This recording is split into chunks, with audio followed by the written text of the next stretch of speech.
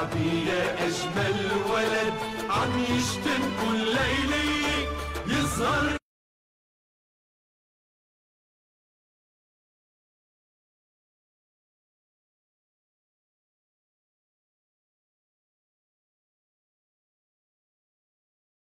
ما حدا شرعي غير الشعب وغيره ما في شرعي حاجة نائب يكفي لعب خربتوا هالجمهورية حكمتوا بلاد وانتوا ولاد عرفتوا حكمتوا البلاد حرقتوا مسيد العباد وهجرتوا اللبنانية حاجة نائب يكفي لعب خربتوا هالجمهورية. Il est 17h37 minutes. Mon invité suivant est Qaïs Qaroui, qui est activiste politique, qui est devenu assez connu ces derniers temps sur la scène politique et qui est un membre actif de ce mouvement qui s'appelle Al-Bina El-Jadid. N'est-ce pas, Qaïs? Oui, alors bonsoir. Je vais d'abord commencer par te dire bonjour, bonjour. Et à tous les auditeurs. Merci, Qaïs. Alors, tout va bien? Oui, ça va très bien. Bon, on voit un peu le bout du tunnel. D'accord. Je vous ai invité, Qaïs, parce que vous êtes parmi ces jeunes activistes politiques qui veulent coûte que coûte un changement radical sur la scène politique en Tunisie et parce que vous êtes très proche aussi de Qaïs Saïed, le président de la République. Vous étiez un membre très actif de sa campagne électorale lorsqu'il s'est présenté pour les élections présidentielles et je crois que vous avez gardé un rapport assez proche avec lui. Donc peut-être que vous allez nous aider les auditrices et les auditeurs à comprendre un peu mieux ce qui se passe depuis 5 jours maintenant, depuis la décision annoncée par le président Qaïs Saïed. Tout d'abord, est-ce que vous pouvez nous donner une lecture de ce qui se passe, Qaïs Qaroui? Alors, écoutez, les choses sont très simples. Hein. Il ne faut pas vraiment aller chercher midi à 14h. L'État en Tunisie allait péricliter, allait carrément mourir. C'est-à-dire que quand on voit la définition de l'État, c'est la terre, c'est le peuple, et ce sont les institutions. C'est de ça qu'est composé un État. Alors, quand on a un gouvernement qui ne marche pas, quand on a un parlement qui ne marche pas, quand on a une justice qui ne marche pas, alors l'État ne marche plus. Il n'y a plus d'État. Et s'il n'y a plus d'État, c'est très très grave. C'est-à-dire que c'est vraiment un danger imminent. Et donc le président a tout simplement pris les dispositions nécessaires, comme c'est indiqué dans l'article 80 de la Constitution, pour parer à ce danger imminent. Et c'est ce qu'il fallait faire. Il n'y avait aucun autre moyen de solutionner le problème. Donc voilà, c'est aussi simple que ça. Très bien. La situation empirait depuis un moment. Elle allait de mal en pis depuis un moment, c'est-à-dire que les choses ne se sont pas dégradées d'un seul coup, durant un mois par exemple. Non, on sait que la crise, elle persiste depuis des mois et qu'on était en détérioration de jour en jour.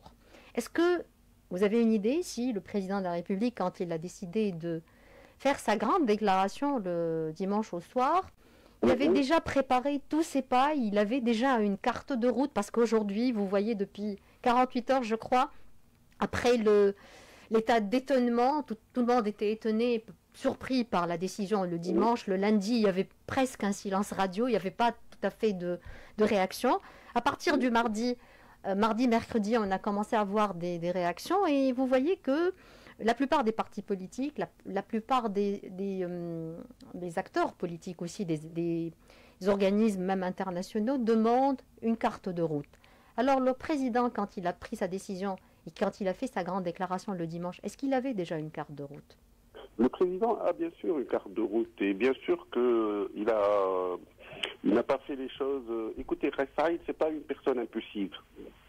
C'est-à-dire qu'il a bien pris son temps et il a bien observé la situation et il a cherché toutes les solutions possibles avant de passer à cette solution qu'on peut appeler quand même de solution un peu extrême, oui, tout à fait. Ouais, exactement. Oui. On est d'accord, vous et moi, Qaïs, oui. Oui. Mais bon, Entre-temps, il y a l'UGTT, par exemple, qui a dit vouloir préparer lui aussi une proposition de carte de route.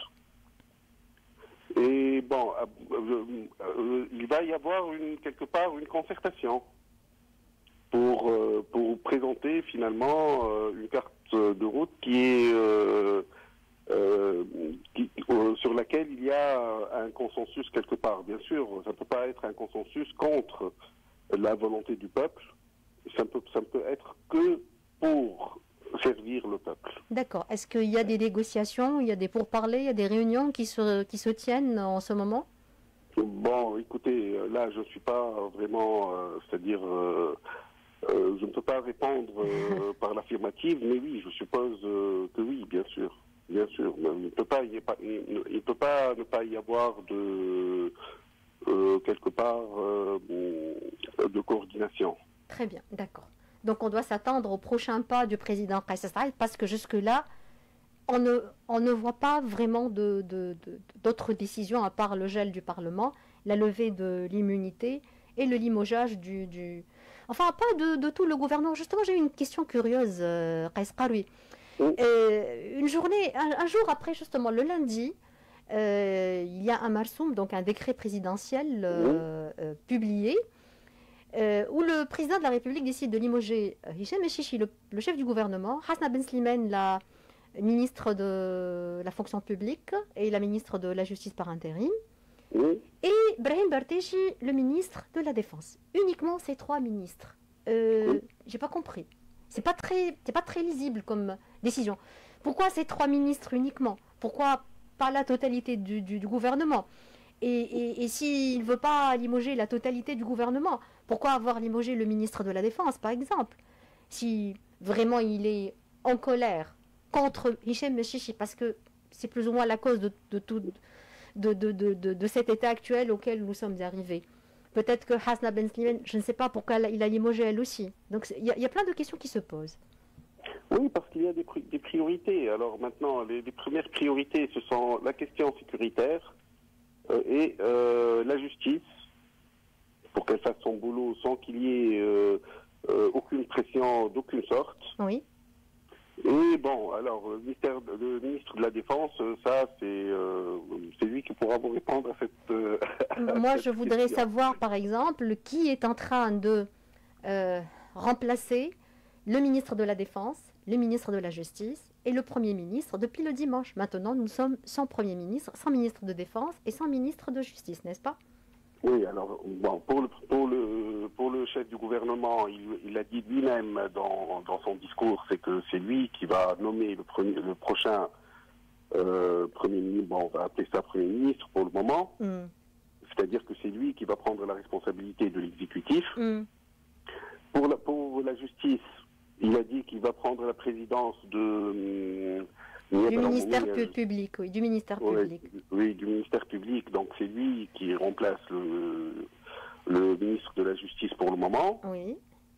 Pour la défense, vous savez, on a plein c'est-à-dire l'armée a plein de généraux, a plein de cadres supérieurs, etc., qui peuvent prendre un intérim de quelques jours. C'est pas grave, jusqu'à ce qu'un nouveau gouvernement soit mis en place. D'accord. Sachant, ouvrir une petite parenthèse, que le poste du ministre de la Défense est un poste de responsabilité civile et non pas militaire. Donc nous n'avons pas l'habitude de nommer un militaire à la tête du ministre de la Défense. Kais Qaroui, vous êtes... quand je dis vous, je ne parle pas uniquement de toi, Kais. Voilà, je te dis toi maintenant. Je ne parle pas de Kais Qaroui uniquement, je parle de vous tous, toute cette mouvance, tout ce grand groupe qui existe sur toute la République, qui croyait en Kais Saied, dans son programme, en sa vision, en un probable changement. C'est sûr que vous avez votre propre vision aussi, vos propositions. Vous avez aussi votre façon de voir les choses. Normalement, pour que l'on puisse dire que la Tunisie est aujourd'hui, sur le plan politique, structurel, juridique, sur le plan des libertés et des droits, et sur la bonne voie. Qu'est-ce qu'il devrait se passer concrètement? Alors, je vais commencer par le plus grand problème que connaît la Tunisie. qui est la sous-représentation des partis politiques. C'est-à-dire que les partis politiques qui existent actuellement ne représentent pas le peuple. Alors, je vais vous donner un chiffre, c'est que les 4 premiers partis qui sont à l'Assemblée maintenant ont eu, tous ensemble, en cumulé, ils ont eu 1 300 000 et quelques voix. Je parle des 4 premiers partis de l'Assemblée nationale. D'accord. Sur 8 millions de personnes qui ont le droit de voter. Alors, c'est-à-dire que les 4 premiers partis représentent moins de 20%, c'est-à-dire 16 ou 17% du peuple. Et ça, c'est une catastrophe parce qu'il ne peut pas y avoir de légitimité. C'est impossible.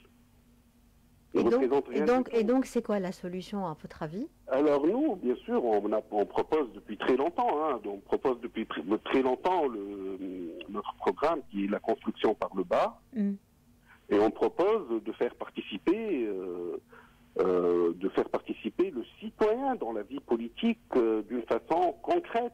D'accord, donc le changement de tout le système électoral. C'est ça? Exactement, le système de la représentativité. Le changement de tout le système politique. Ça sera fait par qui et comment, Kais? Ça sera fait par référendum. Ça ne peut pas se faire autrement. Si on parle de démocratie, on doit faire des référendums. Alors que la Constitution actuelle empêche quiconque de consulter le peuple, sans que les 2/3 des députés... Les représentants du peuple ne soient d'accord. Et donc, nous sommes dans une situation de blocage. Est-ce que Kais Saïd peut organiser un référendum aujourd'hui sans revenir à la Constitution et sans remplir les conditions qui sont imposées par la Constitution? On n'a pas le choix. On n'a pas le choix. On n'a pas d'autre choix. Si on va suivre la Constitution à la lettre, on va pas s'en sortir. C'est-à-dire que la Constitution actuelle a tout bloqué. C'est-à-dire, par exemple, si le peuple ou le président veut dissoudre le Parlement, c'est impossible. Si le président ou bien le peuple veut organiser un référendum, c'est impossible. Je ne sais pas, c'est-à-dire que tout a été bloqué par la Constitution actuelle pour que les partis politiques qui sont majoritaires au Parlement fassent ce qu'ils veulent et que pour personne ne puisse les détrôner quoi qu'ils fassent. D'accord. Est-ce que vous avez une information sur si le prochain pas du président Kais Saïd sera l'organisation d'un référendum? Oui, je peux vous certifier que ça se fera par référendum parce que sinon ce n'est plus une démocratie. D'accord. Kais Saïd ne va imposer à personne sa vision. Il va faire des propositions et probablement d'autres acteurs de la vie politique, etc., vont faire leurs propositions. Et c'est le peuple qui doit choisir, en fin de compte. D'accord, j'ai pratiquement terminé toutes mes questions. Kais Karoui, je vous laisse la dernière parole. Je ne sais pas si vous avez quelque chose à ajouter, une information peut-être pour éclairer les citoyens et les citoyennes qui se posent plein de questions. Oui, je voudrais d'abord tranquilliser les gens et leur dire que ce n'est pas un coup d'État, qu'il ne faut pas qu'ils aient peur et qu'il n'y aura pas de limitation de leur liberté fondamentale. Au contraire, c'est-à-dire que l'un des principaux droits de l'homme, par exemple, c'est avoir droit à une justice équitable. Et ça doit être restauré, et ça va être restauré dans les plus brefs délais. Donc les gens ne doivent... Kais Saïd, c'est pas une personne de pouvoir, c'est pas une personne d'argent, et c'est pas une personne qui aspire à être un dictateur, et ça ne se fera pas, ni aujourd'hui ni demain. Donc je veux vraiment tranquilliser les gens pour qu'ils n'aient pas peur, parce qu'il y a quelques personnes qui veulent faire croire que c'est un nouveau dictateur qui est né et ce n'est pas le cas du tout. Comme je t'ai dit, on n'avait pas d'autre solution. Il n'y avait pas d'autre solution. La seule solution pour voir le bout du tunnel, c'était de faire ce que Kais Saïd a fait. S'il avait une autre solution, il l'aurait fait. Ça ne dépassera pas les 30 jours, Kais Karoui? Ça, je ne sais pas. Maintenant, il va y avoir des instructions judiciaires qui vont être ouvertes. Ce n'est pas encore fait. Tout ce que nous entendons, c'est des rumeurs. Oui, oui, ce n'est pas encore fait. Mais ce n'est pas encore fait, d'accord. c'est en cours, c'est-à-dire que c'est en cours, quoi. Ça va pas tarder. D'accord. Donc ça va concerner les rapports de la Cour des comptes concernant le financement des partis politiques, des campagnes oui, électorales. des associations, des Oui, campagnes bien électorales, etc. Or, il y a l'article 163 qui peut qui peut éliminer des listes entières. Donc, si au bout d'un certain temps, le tiers ou un peu plus que tiers du Parlement n'est plus là, n'est plus n'est légitime là, en fait, n'est plus légal, c'est ça, c'est ce que n'est vous plus voulez légal, dire. Oui. exactement, parce que bon, on connaît tous, hein, par exemple, je prends Kalptouns, tout le monde sait que Kalptouns a eu ses voix grâce à une association qui a distribué des aides alimentaires. Tout le monde le sait. Or, Oui. ça, c'est de la corruption. On va voir, donc on va suivre comment est-ce que Kais Saïd va faire appliquer la loi, va faire appliquer la procédure, surtout engager la procédure pour ces poursuites ou ces enquêtes qui seront ouvertes. Très Oui, bien. en tout cas, je peux certifier que tout va être fait selon la loi, qu'il n'y aura pas de dépassement. Et les gens doivent vraiment être tranquilles, tout en étant vigilants, bien sûr. Et j'espère que cette phase durera le moins possible. Hein, mais Nous l'espérons tous, possible. bien sûr, Exactement. dans les plus courts délais. Et nous resterons tous vigilants, citoyennes, citoyens, société civile, médias, bien sûr, journalistes. Nous sommes là, effectivement, pour garantir un certain contre-pouvoir et pour faire le travail de contrôle qui est de notre devoir aussi, Kais. Oui, exactement. Et je vous assure que s'il y a une dérive de la part de Kais Saïd, nous serons les premiers à nous y opposer. Je l'espère aussi. Très bien. Merci infiniment, Kais Khali. Pardon, oui, Emel, oui, je voudrais faire une petite annonce aussi pour... alors, il y a des gens qui appellent à un mouvement de foule le 31 de ce mois. Oui. Donc le 31 juillet, et je voudrais dire à tout le monde que le président a demandé qu'il n'y ait pas de rassemblement de plus de 3 personnes dans la rue. Donc il ne faut pas sortir, c'est ça. Alors s'ils veulent l'aider, ils doivent vraiment respecter ce qu'il dit, quoi. Et ils ne doivent pas sortir, le 31 juillet. Merci infiniment, Kais Khali. Je rappelle que vous êtes activiste sur la scène politique et que vous êtes un membre très actif de cette mouvance ou de cette initiative ou de ce mouvement qui s'appelle Al-Bina Al-Jadid. À très bientôt. Peut-être à la semaine prochaine si on aura du nouveau. À ta disposition. Aïcha Kais, merci. Au revoir. Allez, au revoir. Salut.